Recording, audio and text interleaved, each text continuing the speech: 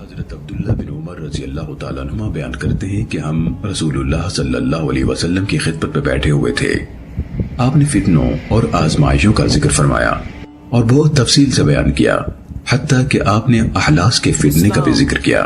تو کہنے والے نے کہا، اے اللہ کے رسول، احلاس کا فتنہ کیا ہے؟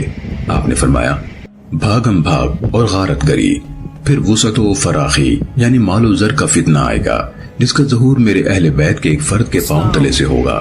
اس کا دعویٰ ہوگا کہ وہ مجھ سے ہے، حالانکہ وہ مجھ سے نہیں ہوگا۔ بلا شبہ میرے ولی اور دوست صرف متقی لوگ ہیں۔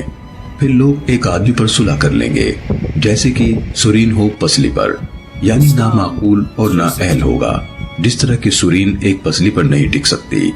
پھر ایک فتنہ اٹھے گا، گھٹا ٹوپ اندھیرا، اس امت میں سے کوئی نہیں بچے گا مگر اسے اس کا تماچا پڑھ کر رہے گا۔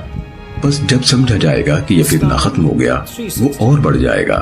آدمی صبح کرے گا تو مومن ہوگا اور شام ہوگی تو کافر ہو جائے گا، حتیٰ کہ لوگ دو خیموں یعنی فریقوں میں تقسیم ہو جائیں گے۔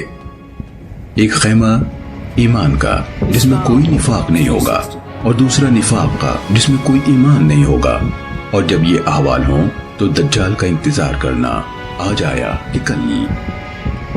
سنن ابو داود حدیث نمبر 4000